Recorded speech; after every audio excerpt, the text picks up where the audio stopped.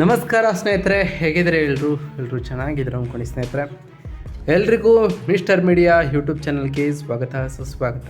ಸ್ನೇಹಿತರೆ, ಈ 2026ರ ಈ ಒಂದು ವರ್ಷದಲ್ಲಿ ಏಪ್ರಿಲ್ ತಿಂಗಳ ಭವಿಷ್ಯ ವೃಷಭ ರಾಶಿಯವರಿಗೆ ಹೇಗಿರಲಿದೆ, ಅದರಲ್ಲೂ ಶ್ರೀ ಪರಭವನಾಮ ಸಂವತ್ಸರವು ಈ ವೃಷಭ ರಾಶಿಯವರಿಗೆ ಈ ಏಪ್ರಿಲ್ ತಿಂಗಳಿನಲ್ಲಿ ಏನೆಲ್ಲ ಬದಲಾವಣೆಗಳನ್ನು ತರಲಿದೆ, ನಿಮ್ಮ ಜೀವನದ ವಿವಿಧ ಅಂಶಗಳಾದಂತಹ ವೃತ್ತಿಯಾಗಿರ್ಬೋದು, ವೈವಾಹಿಕ ಜೀವನ, ಆರ್ಥಿಕ ಸ್ಥಿತಿ, ಕೌಟುಂಬಿಕ ಜೀವನ, ಶಿಕ್ಷಣ ಮತ್ತು ವ್ಯವಹಾರಕ್ಕೆ ಸಂಬಂಧಪಟ್ಟಂತೆಯೇ ಏನೆಲ್ಲ ಬದಲಾವಣೆಗಳನ್ನು ತರಲಿದೆ. ಒಟ್ಟಾರೆಯಾಗಿ ಈ ಏಪ್ರಿಲ್ ತಿಂಗಳು ವೃಷಭ ರಾಶಿಯವರಿಗೆ ಏನೆಲ್ಲ ರೀತಿಯ ಬದಲಾವಣೆಗಳನ್ನು ತರಲಿದೆಯಾ, ಶುಭವಾಗಿರಲಿದೆಯಾ, ಇರುವಂತಹ ಸಮಸ್ಯೆಗಳಿಗೆ ಸರಳ ಪರಿಹಾರಗಳೇನು ಎಂಬುದನ್ನು ಕೂಡ ಇದೇ ವಿಡಿಯೋದಲ್ಲಿ ತಿಳಿಸ್ಕೊಡ್ತಾ ಹೋಗ್ತಾನೆ ಸ್ನೇಹಿತರೆ.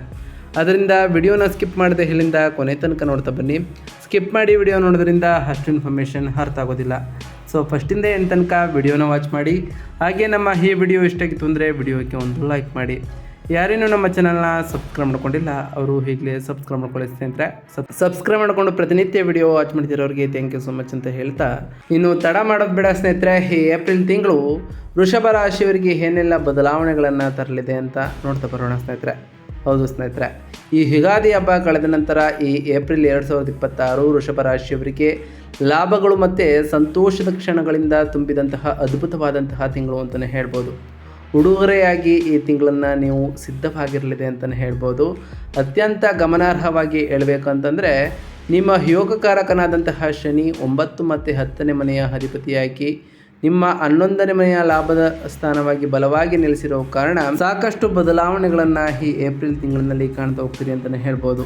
ಅದರಲ್ಲೂ ಏಪ್ರಿಲ್ 2ರಂದು ಮಂಗಳನು ಶನಿಯೊಂದಿಗೆ ಸೇರಿಕೊಳ್ತಾ ಹೋಗ್ತಾರೆ.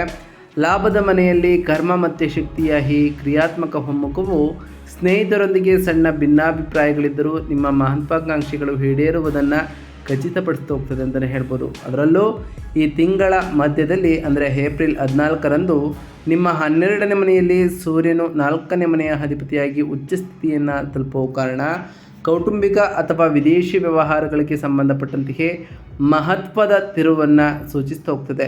ಎಲ್ಲಕ್ಕಿಂತ ಮಿಗಿಲಾಗಿ ಏಪ್ರಿಲ್ 19ರಂದು ನಿಮ್ಮ ರಾಶಿ ಅಧಿಪತಿಯಾದಂತಹ ಶುಕ್ರನು ನಿಮ್ಮ ಜನ್ಮ ರಾಶಿಯಲ್ಲಿ ಅಂದರೆ ನಿಮ್ಮ ವೃಷಭ ರಾಶಿಯನ್ನು ಪ್ರವೇಶವನ್ನು ಮಾಡಿದಾಗ ಅತ್ಯಂತ ಸುಂದರವಾದಂತಹ ಬದಲಾವಣೆಗಳನ್ನು ಈ ರಾಶಿಯವರು ಕಾಣ್ತಾ ಬರ್ತೀರಿ. ಈ ಸಂಚಾರವು ನಿಮಗೆ ಅಪ್ರತಿಮವಾದಂತಹ ಮಾನಸಿಕ ಶಾಂತಿಯನ್ನು ನೀಡುವುದರ ಜೊತೆಗೆ ದೈಹಿಕ ಚೈತನ್ಯ ಮತ್ತು ಜೀವನದಲ್ಲಿ ಐಷಾರಾಮಿ ಸೌಕರ್ಯಗಳನ್ನು ಆಶೀರ್ವದಿಸಲಿದೆ ಅಂತಲೇ ಹೇಳ್ಬೋದು. ಇದರಿಂದ ಸಾಕಷ್ಟು ಬದಲಾವಣೆಗಳನ್ನು ಕೂಡ ಕಾಣ್ತಾ ಬರ್ತೀರಿ ಅಂತಲೇ ಹೇಳ್ಬೋದು ಸ್ನೇಹಿತರೆ.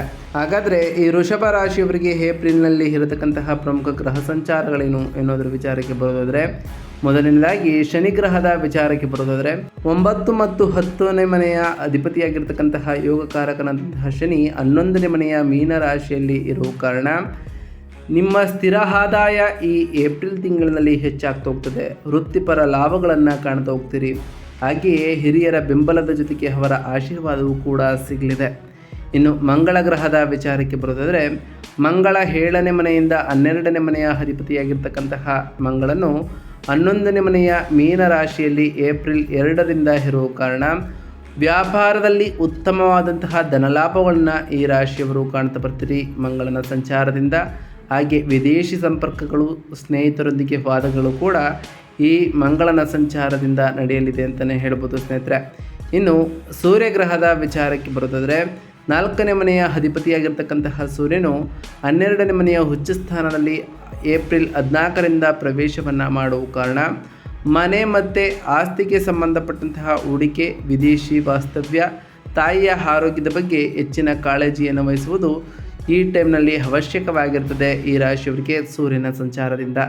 ಇನ್ನು ಶುಕ್ರ ಗ್ರಹದ ವಿಚಾರಕ್ಕೆ ಬರೋದಾದರೆ, 1ನೇ ಮನೆಯ ಸ್ವಕ್ಷೇತ್ರದಲ್ಲಿ ಏಪ್ರಿಲ್ 19ರಿಂದ ಪ್ರವೇಶವನ್ನು ಮಾಡತಕ್ಕಂತಹ ಶುಕ್ರನು ಸುಧಾರಿತವಾದಂತಹ ಆರೋಗ್ಯವನ್ನು ನಿಮಗೆ ತರಲಿದ್ದಾರೆ.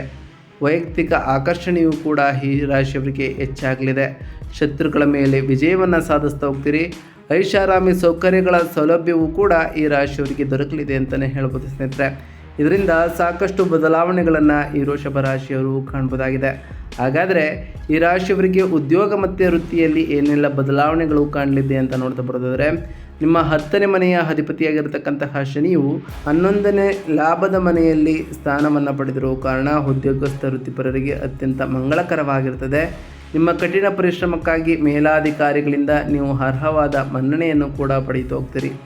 ಅದರಲ್ಲೂ ಏಪ್ರಿಲ್ 2ರಿಂದ ಮಂಗಳನು ಸಹ 11ನೇ ಮನೆಗೆ ಚಲಿಸುವುದರಿಂದ ಸಹೋದ್ಯೋಗಿಗಳಲ್ಲಿ ನಿಮ್ಮ ನಾಯಕತ್ವ, ಕೌಶಲ್ಯ ಮತ್ತು ಸ್ಪರ್ಧಾತ್ಮಕ ಮನೋಭಾವವು ಇನ್ನಷ್ಟು ವರ್ಧಿಸುತ್ತದೆ ಅಂತಲೇ ಹೇಳ್ಬೋದು. ಬಡ್ತಿ ಅಥವಾ ಇಂಕ್ರಿಮೆಂಟ್ಗಾಗಿ ಕಾಯುತ್ತಿರುವವರಿಗೆ ಸಕಾರಾತ್ಮಕವಾದ ಸುದ್ದಿಗಳನ್ನು ಸ್ವೀಕರಿಸ್ತಾ ಹೋಗ್ತೀರಿ.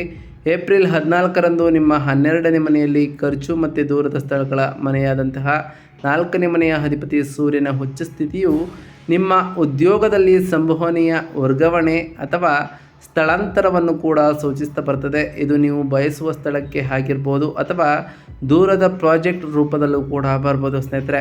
ಇದರಿಂದ ಸಾಕಷ್ಟು ಉತ್ತಮವಾದಂತಹ ಫಲಿತಾಂಶಗಳನ್ನು ಕೂಡ ನಿಮ್ಮ ಟ್ರಾನ್ಸ್ಫರ್ ವಿಚಾರದಲ್ಲಿ ಕಾಣ್ತಾ ಬಂದರೆ ನಿಮ್ಮ ಕಾರ್ಯಕ್ಷಮತೆಯು ಅತ್ಯುತ್ತಮವಾಗಿದ್ದರೂ ಕೆಲಸದ ಸ್ಥಳದಲ್ಲಿ ನಿಮ್ಮ ಮೇಲಾಧಿಕಾರಿಗಳೊಂದಿಗೆ ಅನಗತ್ಯವಾದಂತಹ ವಾದಗಳನ್ನು ಈ ರಾಶಿಯವರು ಕಟ್ಟುನಿಟ್ಟಾಗಿ ತಪ್ಪಿಸ್ತಾ ಬನ್ನಿ. ಇದು ನಿಮ್ಮ ಜೀವನದಲ್ಲಿ ಸಾಕಷ್ಟು ಬದಲಾವಣೆಗಳನ್ನು ತರಲಿದೆ ಅಂತಲೇ ಹೇಳ್ಬೋದು. ಇನ್ನು ಈ ರಾಶಿಯವರಿಗೆ ಸಂಬಂಧಪಟ್ಟಂತೆಯೇ ವ್ಯಾಪಾರ ಮತ್ತು ಸ್ವಯಂ ಉದ್ಯೋಗದ ವಿಚಾರಕ್ಕೆ ಬರುತ್ತಾದರೆ ಲಾಭದ ಮನೆಯಲ್ಲಿ ಯೋಗಕಾರಕ ಶನಿಯೊಂದಿಗೆ 7ನೇ ಮನೆಯ ಅಧಿಪತಿಯಾದಂತಹ ಮಂಗಳನ ಸಂಯೋಗವು ಉದ್ಯಮಿಗಳಿಗೆ ಸುವರ್ಣಾವಕಾಶವನ್ನು ಒದಗಿಸಲಿದೆ. ವಿಶೇಷವಾಗಿ ಉತ್ಪಾದನೆ, ರಿಯಲ್ ಎಸ್ಟೇಟ್ ಅಥವಾ ತಂತ್ರಜ್ಞಾನ ವಲಯಗಳಲ್ಲಿ ಕೆಲಸ ಮಾಡುತ್ತಿರೋರಿಗೆ ಈ ಅವಧಿಯು ನಿಮಗೆ ಆರ್ಥಿಕ ಯಶಸ್ಸನ್ನು ಕೂಡ ಸುಧಾರಿಸಲಿದೆ. ನೀವು ಭಾರಿ ಆರ್ಡರ್ಗಳನ್ನು ಪಡೆದುಕೊಳ್ಳುವುದು ಅಥವಾ ಹೆಚ್ಚು ಲಾಭದಾಯಕವಾದ ಹೊಸ ಒಪ್ಪಂದಗಳಿಗೆ ಸಹಿ ಹಾಕ್ಬೋದು ಸ್ನೇಹಿತರೆ. ಇದರಿಂದ ಸಾಕಷ್ಟು ಬದಲಾವಣೆಗಳನ್ನು ಕೂಡ ಕಾಣ್ಬೋದಾಗಿದೆ. ಏಪ್ರಿಲ್ 19ರಂದು ನಿಮ್ಮ ರಾಶಿ ಅಧಿಪತಿಯಾದಂತಹ ಶುಕ್ರನು ನಿಮ್ಮ ರಾಶಿಯನ್ನು ಪ್ರವೇಶವನ್ನು ಮಾಡಿದಾಗ ನಿಮ್ಮ ಬ್ರ್ಯಾಂಡ್ ಇಮೇಜ್ ಅಗಾಧವಾದಂತಹ ಉತ್ತೇಜನವನ್ನು ಕೂಡ ಪಡೀತಾ ಹೋಗುತ್ತದೆ.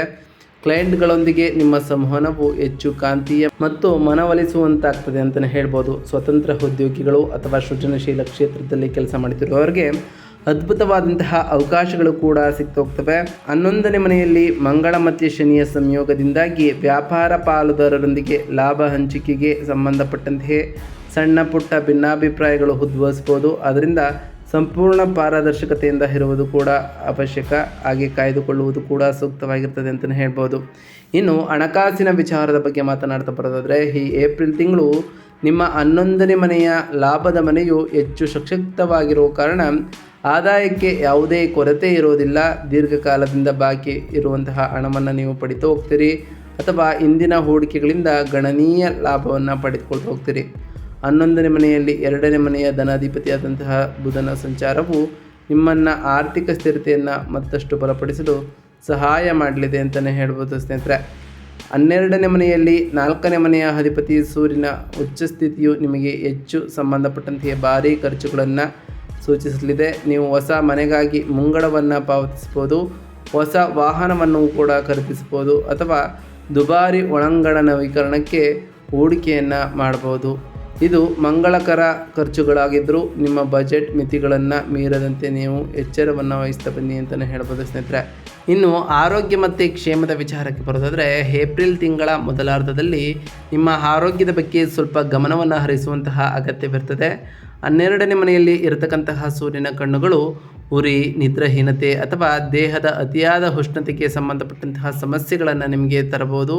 ಆದ್ದರಿಂದ ಬಹಳ ಎಚ್ಚರಿಕೆಯಿಂದ ಇರಿ. ಏಪ್ರಿಲ್ 19ರಂದು ನಿಮ್ಮ ರಾಶಿ ಅಧಿಪತಿಯ ಮತ್ತು 6ನೇ ಮನೆಯ ಅಧಿಪತಿಯಾಗಿರತಕ್ಕಂತಹ ಶುಕ್ರನು ನಿಮ್ಮ ಜನ್ಮ ರಾಶಿಯನ್ನು ಪ್ರವೇಶವನ್ನು ಮಾಡೋ ಕಾರಣ ಸಂಜೀವಿನಿಯಂತೆ ಕಾರ್ಯವನ್ನು ನಿರ್ವಹಿಸಲಿದೆ ಅಂತಲೇ ಹೇಳ್ಬೋದು. ಹಳೆಯ ದೀರ್ಘಕಾಲದ ಕಾಯಿಲೆಗಳು ವಾಸಿಯಾಗ್ತಾ ಹೋಗ್ತವೆ. ನೀವು ನವೀಕೃತ ಶಕ್ತಿ ಮತ್ತು ದೈಹಿಕ ಕಾಂತಿಯನ್ನು ಅನುಭವಿಸ್ತಾ ಹೋಗ್ತೀರಿ. 6ನೇ ಮನೆಯ ಅಧಿಪತಿ ಲಗ್ನದಲ್ಲಿ ಪ್ರಬಲವಾಗಿ ಇರುವುದರಿಂದ ನಿಮ್ಮ ರೋಗ ನಿರೋಧಕ ಶಕ್ತಿ ಗಗನಕ್ಕೆ ಏರುವುದು ಕೂಡ ಮಾತ್ರವಲ್ಲದೆ ನಿಮಗೆ ಹಾನಿ ಮಾಡಲು ಬಯಸಿದಂತಹ ವಿರೋಧಿಗಳು ಸಹ ಸ್ನೇಹಿತರಾಗ್ತಾ ಹೋಗ್ತಾರೆ ಅಂತಲೇ ಹೇಳ್ಬೋದು. ಇನ್ನು ಈ ರಾಶಿಯವರ ಕುಟುಂಬ ಮತ್ತು ವೈಯಕ್ತಿಕ ಸಂಬಂಧಗಳು ಹೇಗಿರಲಿದೆ ಅಂತ ನೋಡ್ತಾ ಬರೋದಾದರೆ ಕೌಟುಂಬಿಕ ವಿಚಾರದಲ್ಲಿ ಸಾಕಷ್ಟು ಸಂತೋಷದಾಯಕವಾಗಿರ್ತದೆ. ಈ ಏಪ್ರಿಲ್ ತಿಂಗಳಿನಲ್ಲಿ ನಿಮ್ಮ 2ನೇ ಮನೆಯಲ್ಲಿ ಗುರುವಿನ ಸ್ಥಾನವನ್ನು ಪಡೆದುಕೊಂಡಿರೋ ಕಾರಣ ಕುಟುಂಬದ ಸದಸ್ಯರ ಕಡೆಗೆ ನಿಮ್ಮ ಮಾತು ಮತ್ತು ನಡವಳಿಕೆಯು ತುಂಬ ಮೃದು ಮತ್ತು ಪ್ರೀತಿಯಿಂದ ಕೂಡಿರಲಿದೆ. ಸೂರ್ಯನು ಕೌಟುಂಬಿಕ ವಿಷಯಗಳ ಕಾರಕನಾಗಿ ಹಾಗೆ 12ನೇ ಮನೆಯಲ್ಲಿ ಉಚ್ಚ ಸ್ಥಾನದಲ್ಲಿ ಇರೋ ಕಾರಣ ನೀವು ನಿಮ್ಮ ತಾಯಿಯ ಆರೋಗ್ಯದ ಬಗ್ಗೆ ವಿಶೇಷವಾದಂತಹ ಕಾಳಜಿಯನ್ನು ವಹಿಸಬೇಕು. ಅಥವಾ ಅವರ ನಿರ್ಧಾರಗಳನ್ನು ನೀವು ಗೌರವಿಸಬೇಕು ಸ್ನೇಹಿತರೆ.